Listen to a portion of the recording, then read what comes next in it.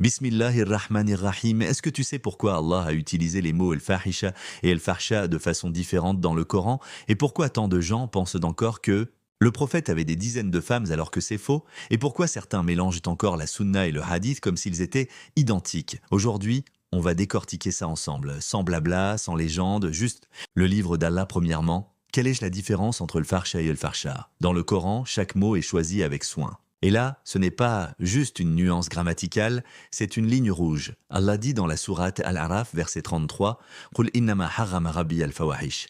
Dit, mon Seigneur n'a interdit que les turpitudes, al-fawahish.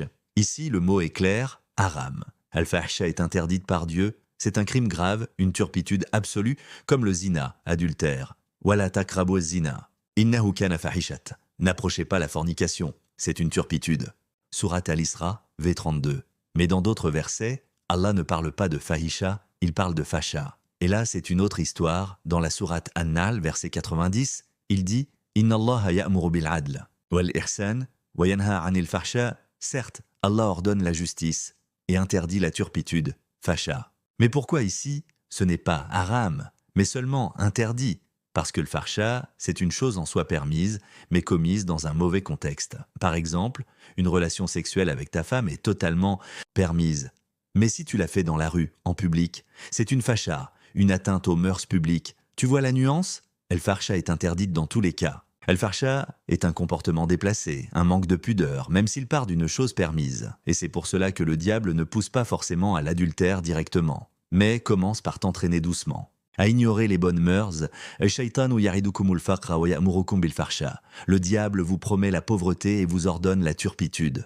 Sourate Al-Baqarah V268, pas la fahisha. Il vise d'abord les choses pas graves, puis t'enferme. Deuxièmement, est-ce que Dieu a permis au prophète d'épouser toutes ces femmes? C'est une des accusations préférées des gens qui ne comprennent rien au Coran. Ils lisent la sourate Al-Ahzab, verset 50, sans réfléchir. Ya ayyuhan nabiyyu inna ahlalna lak. Et ils disent, regarde, il pouvait tout faire. Mais si tu lis bien, tu vois que ce verset parle de deux choses différentes. Ses épouses légitimes, celles avec qui il s'est marié avec dot, aucune polémique ici. Des femmes pour lesquelles il était seulement wali, un tuteur, pas un mari.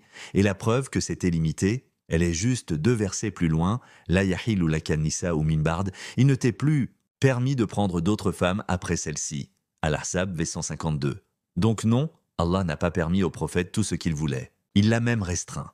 Quant aux femmes mentionnées dans le verset 50, cousines, esclaves, croyantes, qui offrent leurs mains, il n'est pas question de mariage à chaque fois, mais parfois juste d'autorisation d'être leur représentant pour un mariage avec un autre homme. Et le mot utilisé n'est pas inkoha, mais istankihwa. Un mot qui change tout, yestankihuha. Jarod, il marie pour quelqu'un d'autre, pas pour lui-même. Tu veux des preuves? Le Coran fait la même différence avec ska et esteska.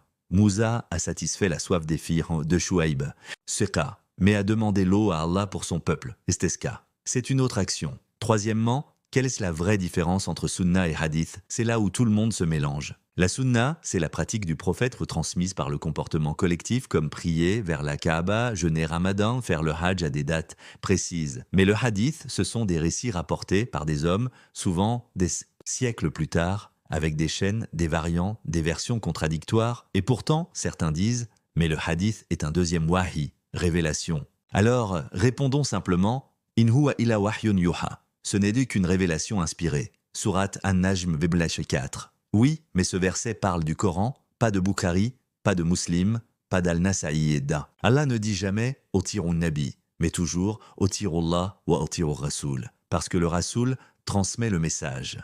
Mais le Nabi, c'est l'homme, et ce message, c'est le Coran, pas une bibliothèque. De livre jaune. Hadha balarun linnas wal yundharu bih. Ceci est un message pour les gens, afin qu'ils soient avertis par lui. Ibrahim V152.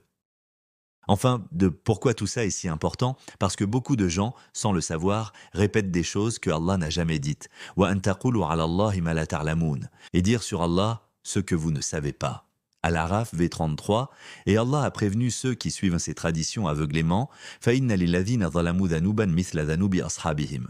Ceux qui ont commis l'injustice auront des chaînes semblables à celles de leurs prédécesseurs. Ad-Dariyat V159. Alors, choisis bien qui tu écoutes. Et souviens-toi, ce n'est pas un cheikh, un imam ou un aïeul qui t'accueillera dans la tombe. Le seul héritage du prophète, c'est ce qu'il a dit juste avant de mourir. Je vous laisse le livre d'Allah, tenez-y fermement, pas ses habits, pas ses traditions, pas ses paroles rapportées. Alors, tu veux encore suivre les livres des hommes ou le livre d'Allah? À toi de décider.